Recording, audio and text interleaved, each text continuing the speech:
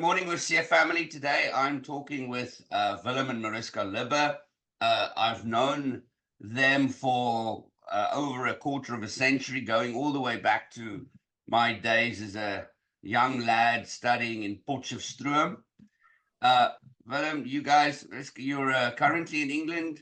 I want to talk about your journey moving to England, having kids, deciding to go back to South Africa, spending a few years there, and then moving back to England again. So I think if we can just start, if you give me just a brief introduction, what you guys do and when you went over to the UK for the first time. Okay, you start. Me? Okay. Hi, so I'm Mariska. We came into the UK in 2006, so I'm a pharmacist. Originally when we came to the UK, I couldn't decide what to do, but I ended up not being a pharmacist anymore, so I work in the pharmaceutical industry, so it's also related. But yeah, that's... Yeah, I came with her because we were fairly recently married when we came over, and initially the plan was to come for 2 years, and that was 16, 17 years ago. So, and in the meantime, so many things happened, and here we are, still here, still roughly in the and roughly in the same area where we started. So interesting, and I think we had a fairly soft landing coming here because my parents were here, so we didn't really struggle with the sort of things that people normally struggle with. We had some help initially with furniture and things like... Yeah, we stayed with my in-laws for 6 weeks when we came, so that helped a lot. So, yeah, so it was fairly easy. So when was this? This was kind of 2004, 2006. When was this? 2006, yes.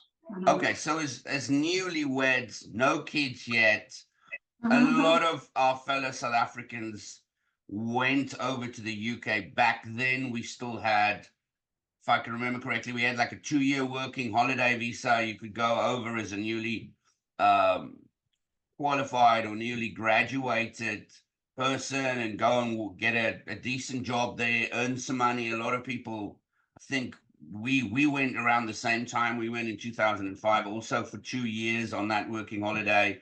The idea was to make a bit of cash and come back to South Africa, you know, either get married or kind of settle into a home life. So was that initially the plan, or was it just the adventure of it? Was it to make money? What was the idea? Yeah, we wanted to travel. We wanted to see Europe, so we thought to do that for 2 years, and obviously we needed money, so we looked for jobs. But I mean, career-wise, initially, well, for me at least, wasn't one of the big motivations of coming here. Mariska got a good job initially, pretty much as soon as we got here. But I worked for a company. I worked in a hospital for a bit, in a hospital lab. Then I worked for a company moving around rental cars. So I got to know London fairly well, and I drove in London quite a bit. And then after that, I only went back into law and started working as a temporary contract lawyer. And then later on, just our careers progressed, and we ended up staying, partly because of the careers as well. Yeah, for myself. I mean, just on that, so what was initially the plan of 2 years for us also turned into what eventually was 8 years in England, and kids followed, and careers changed and grew. So was there ever a point in your time in England where you decided, okay, we're going to stay longer? Was there a singular point, or did it just kind of evolve naturally, like one day flowing into the next, and when you wake up, it's 8 years? Yeah, I think for us, that was the thing. We just, you travel, you do stuff, and you know, like you say, a year, it just follows into another year. So yeah, for us, it when we, you know, we came for 2 years initially, then we saw we're here for 4 years. So we said, oh, are we going to stay a year longer to get our citizenship? So that was for us a decision that we made then, to stay longer to get our citizenship. And then, like you say, after, you know, so it was 8 years after. Yeah, you get so used to it, and we got comfortable. And we weren't limited to the 2-year visa. We had a what they called back then was a highly skilled migrant permit. So that allowed us to stay for pretty much as long as we liked. I think until we got leave to remain. Yeah. So we weren't limited. So that didn't factor into our decisions. But yes, we just got comfortable here, and we started our life as newlyweds pretty much here, I'd say. So how many years did you end up then staying? I think it was similar to us, 8 years, or what was the time frame? Oh. Yeah. It was very similar. We went back to South Africa in 2014. Yeah. And was there for 2.5 years. Came back in August 2016. But before we went back to South Africa, we spent some time in Hong Kong, as you well know. Yes, I remember that. Yeah. You, as you and your young family, spent a week in our living room, living on a sofa there. I remember that fondly. It was an incredible trip, but I mean, it was your work situation that allowed you to be able to travel. Was it maternity cover, if I remember correctly? Yeah. Right. So for 6 months. So was that move just out of interest to go see the world and travel, or was that I'm sick of England now and I need a break? What was the driver, or was it like a combination of both? Talk me through the thought process, like I'm leaving England. Yeah, I think we've always been adventurous. Yeah, I think it's that sense of adventure. We wanted to see, you know, explore other parts of the world. Yeah. Yeah. And we still feel that. We're still itching, as you well know. I mean, we never really got fed up with England. I don't. That wouldn't have been the reason. Obviously, there's things that bother us and things that we think can be done better, or things that we see now that used to be different. So, but I think our motivation for coming here and for going to Hong Kong was adventure, looking for adventure, and we traveled in Asia quite a bit during that time. So we made the most of that 6 months in Hong Kong as well. Talk about the feeling that a lot of South Africans go through when we immigrate, and it doesn't always happen for everyone at the same time. But there's always this longing back to South Africa. It's a place that climbs into your heart in such a different way than I've seen nationalism or patriotism with everybody else. It goes beyond that. Like the earth, the landscape climbs into you in a way that no other continent does. I think Africa is unique in this way. You feel in touch with the land and the people in such a unique and passionate way. So for South Africans immigrating, there's a lot of homesickness. A lot of people we speak to, it goes through waves and stages.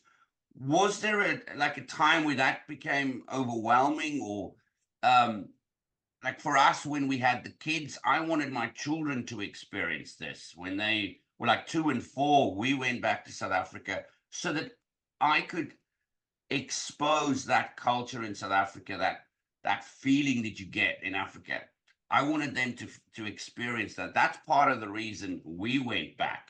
So was that a motivating factor, or did you just miss home with the kids? Just talk me through how you were discussing that as a family, that, well, look, we're going to go back to South Africa now.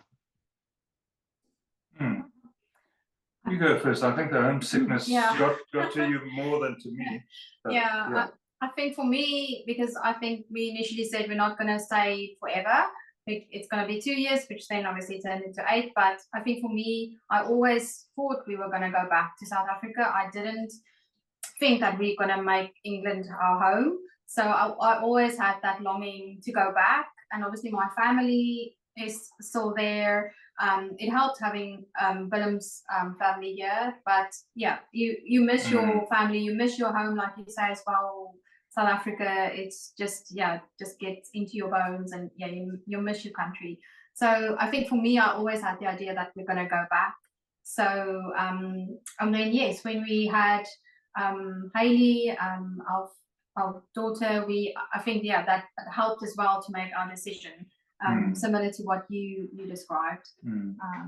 And we never really lived as working professionals in South Africa before we came here. We pretty much I just finished my articles, and Mariska almost just finished a community service here. So we thought that's something we're missing out on. So we wanted to go and see how that works, and but we definitely did miss South Africa. I think there was and we still do. I mean that homesickness, I think, stays with you, and I think different people make peace with that in different ways. And I think for us, coming back here again, we sort of made peace with that in a way, but it still sits there.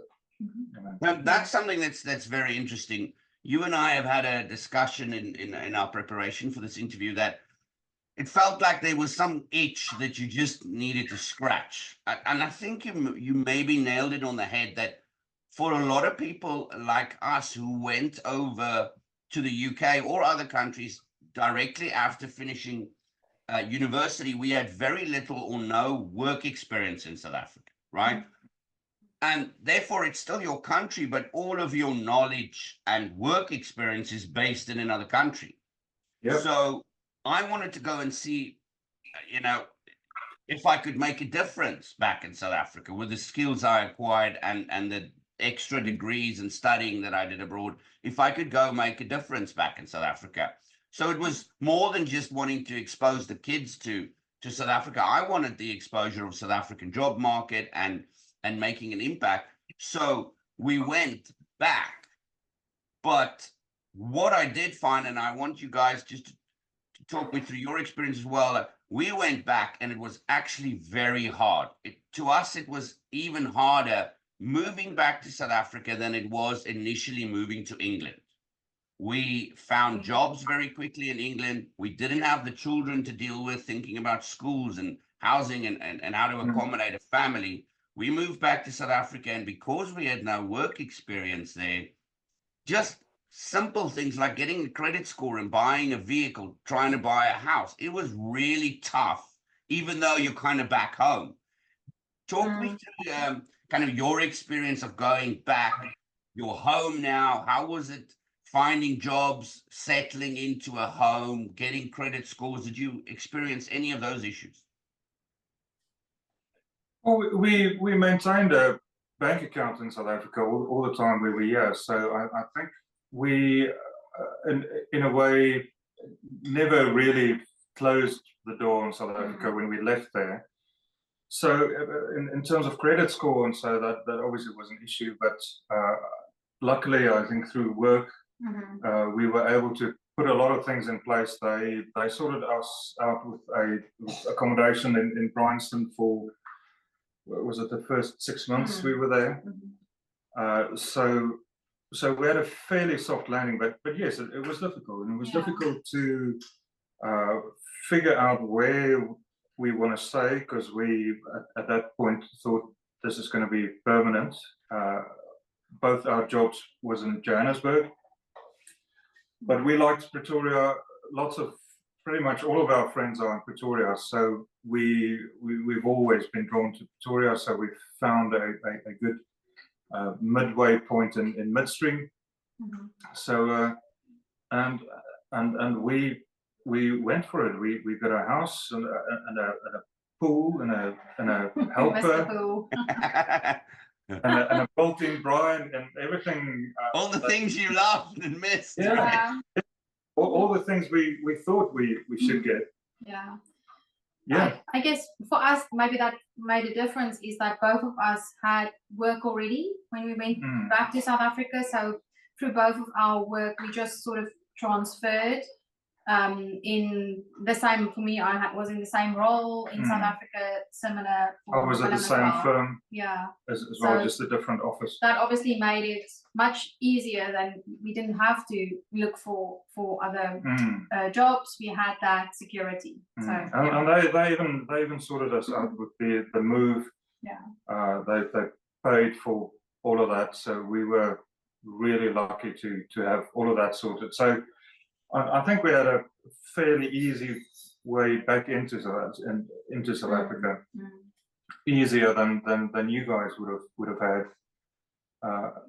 But yeah, we didn't have jobs lined up, and I mean there are a lot of South Africans who consider moving back home, and not everybody would have the luxury of having both of you had jobs lined up or staying with the same company. Not a lot of people would have that experience, and it's just something we might need to mention that, yes, it's wonderful, the idea of moving back to South Africa, but be very sure that you have some kind of fallback, some plan or a way to go find a job.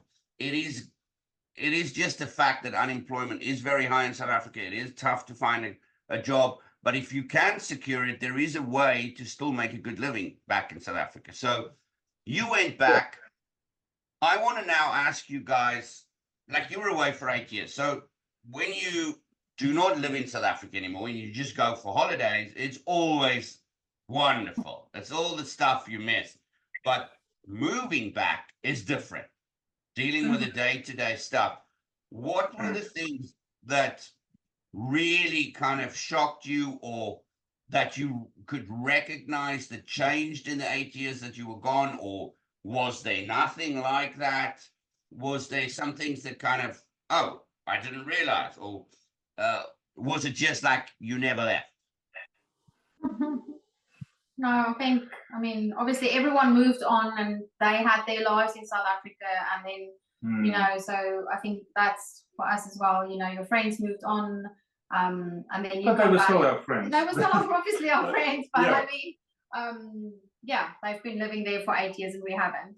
And obviously the frustration with dealing with the municipality, with, you know, all of that, where things don't work as it's supposed to work. I think that because inevitably we were able to compare it with the UK and the efficiency of services here. So I mean, and also what I should have said earlier, what ties in with what you just said, is for us, we went with a British passport in the back pocket. Yes. So we had jobs lined up, and we had that little back door open that we could use. So that made the decision easier. So I think anyone who's close enough to getting a foreign passport, I'd really recommend stay on and get that before you move back to South Africa, because that's a back door open, and you know it's a fallback, as you say. So let's talk about that just quickly, because in reality, both of us, not at the same time and not related or any discussion between us, we just, both of our families went back to South Africa, and it was wonderful for a while, you know, hunting in the Kalahari, going to watch the Springboks play at Loftus, watching the cricket, the friends, the family, everything that comes with the amazing parts of South Africa. And yet both of us decided to again leave South Africa. Again, not at the same time, independently of each other. It just happened. With all the love we have for the country and all the stuff that we went back for, what was the thinking about leaving again? You guys went back to the UK. Could you talk to me about why, and also whether you considered any other country? Because we decided not to go back to England. We came to the US for Unfortunately, various reasons. So can you talk to me about that, please? Because I'm sure a lot of people will be interested to know, you went back and why did you leave again? Yeah. I guess one of the things that for me or for us was that we didn't have the same support as we did, strangely enough, as we did in the UK, because Willem's parents were here, so they supported a lot with the children. School drop-offs and those sort of things. Yeah, and we didn't have that in South Africa, so that was one of the factors. Because quite ironic, that, isn't it, that you have more support. We're in a unique position here, because most other South Africans, for them it's the other way around. Yes. Yeah. And also our perspectives changed. You asked earlier what we observed in terms of South Africa changing. I think South Africa did change, but also our outlook on life changed, because we now had kids, whereas previously where we were in South Africa, we were young, in a way carefree. So by the time we had kids, we started looking at their future and their potential careers and those sort of things, you know. And when we were back in South Africa, we, as I said earlier, we could compare that to the UK. We were then able to look at the good and the bad and weigh it all up, and just decided that the UK is a more predictable place to bring up kids. We found it easier and safer, and you know, we had less concerns over here in terms of the kids, and you know, that alone would have been enough reason. But then for us, career-wise, it was better. I work in a fairly unique area of law, and there's not that many people in South Africa doing what I'm doing. So for me to make progress in my career, I needed to be either here or in the US. So that was another massive factor for us. And you know, I've always thought about South Africa being an intense country. You know, it's either intensely good or intensely bad. Where the UK is sort of steady and, you know, mildly interesting and mildly bad, but it's predictable, and you know, it's better the devil you know for us. Yeah, so maybe the highs in England aren't as high, but the lows aren't as low.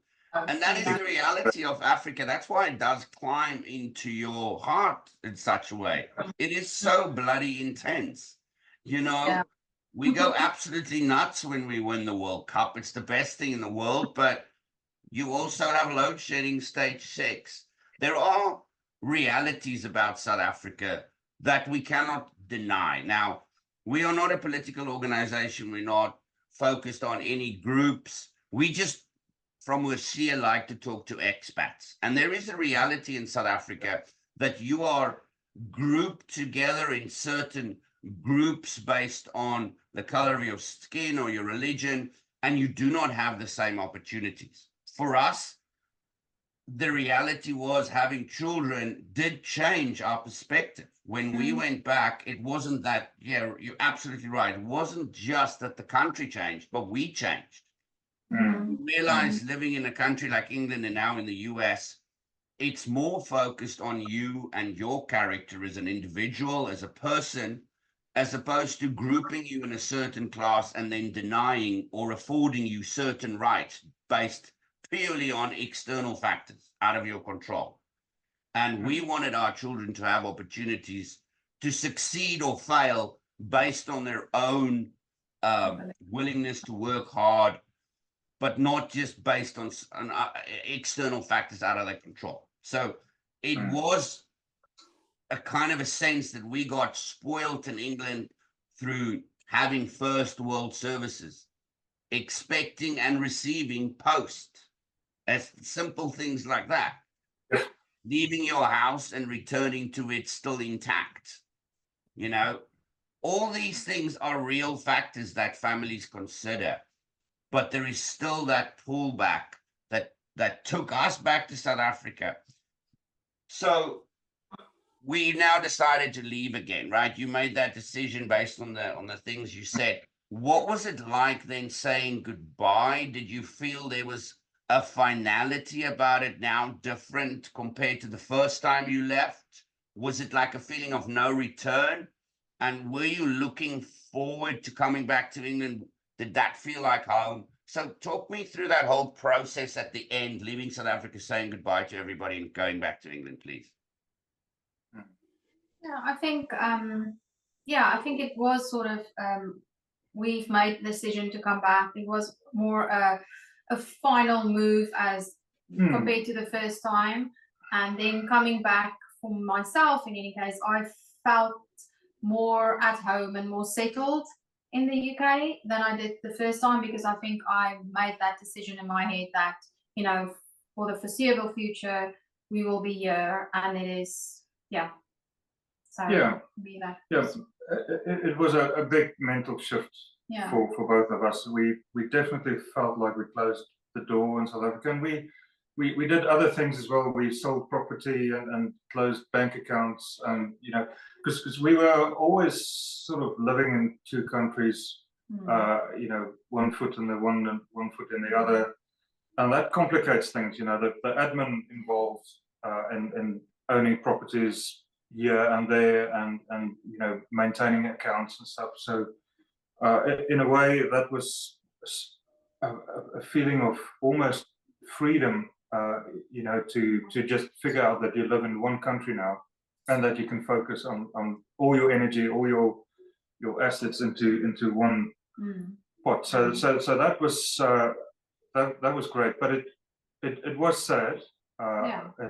It wasn't easy, because we, you know, you almost feel like this has been an experiment, but it's not worked for us, you know, and different people will have very different reasons for doing that, and I think people just need to balance up what their life there offers them and what the life here offers them. We could compare it easily because we were here long enough.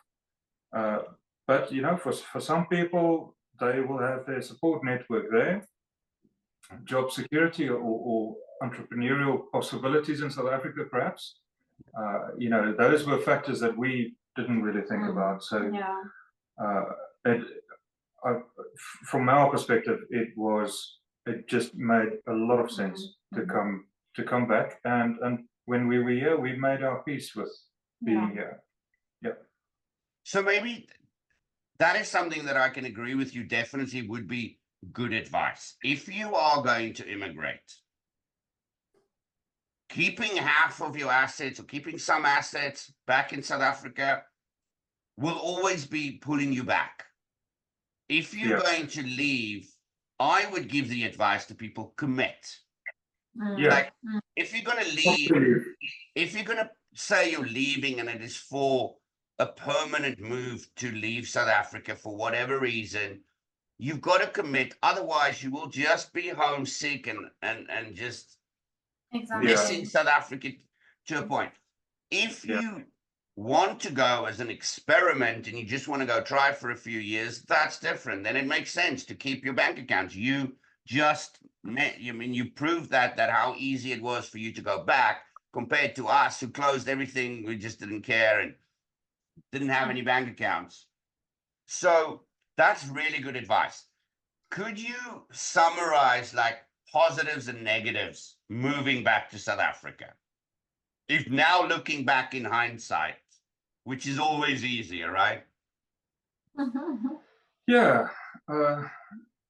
It was great for us to get in touch and spend some time with family and you know, catch up with friends again and really see South Africa in a bit of a different light.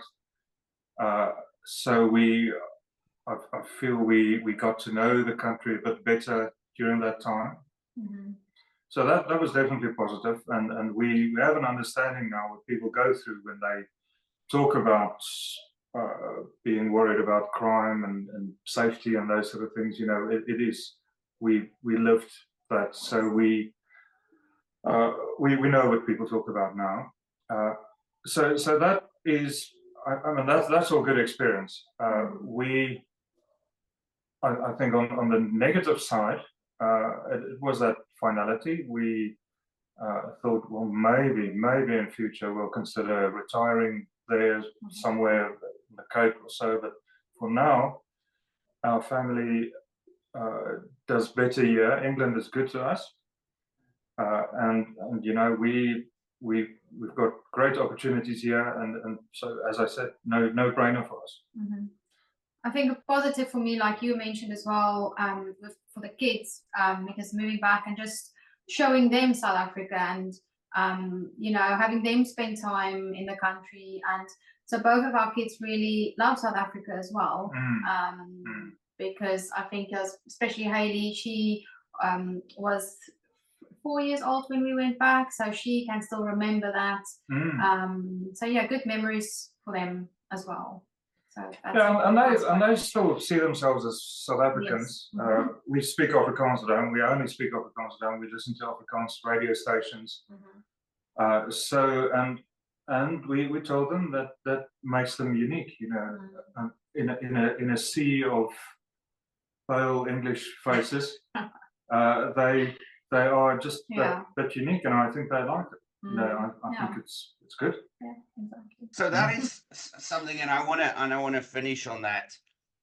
We live in the remote part of North Carolina mountains here, but we are proudly South African, even in this community of bearded mountain men, hillbilly people that we love, right? Yeah. Because we learned here that Americans, they are patriotic, but a lot of them are patriotic about their heritage as well. They call themselves Italian Americans or Irish Americans. It's not that they gave up their culture to become part of this American melting pot of immigrants. They hang on to it, and we do the same. We take the kids back to South Africa as frequently as we can. They also love South Africa. But that being said, you've got to do something in your new country to make it feel more like home, or to take away some of that homesickness if you're going to commit now. So I wanted to ask you, like, is there something that you do now to kind of just make make England feel a bit more like South Africa, or do you just adapt to their customs? Like, Willem, you go shooting, right, and hunting in England, which is very rare. Yeah, don't know if you're allowed that, but yeah, those sort of things, and we were lucky to find a place with some good space around us. So in a way that makes up for the space that we missed from South Africa. And I think in a way we started living more when we got back, because we're committed to this country now.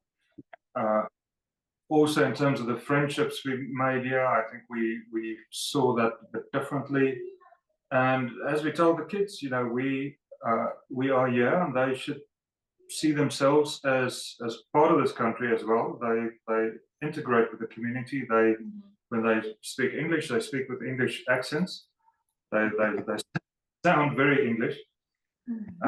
So we want them to feel that this is home, because this is home. You know, I think people often would ask me, I have some South African colleagues at work, they would ask me, when are you going home again? And I'd say, well, probably between 5 and 6 tonight. I think just the way you talk about home and the way you talk about South Africa also mentally makes a difference, you know. and it helps you integrate and it helps you settle where you are. Yeah, definitely. Well, look, it's been absolutely brilliant talking to you guys. I'm sure there's a lot of people who would watch this and are thinking about going back to South Africa. So thank you so much for your time and for your advice, and all the best. And we hope to see you soon. We'll come and visit. Yes, please do. Yes, yes. You're overdue a visit.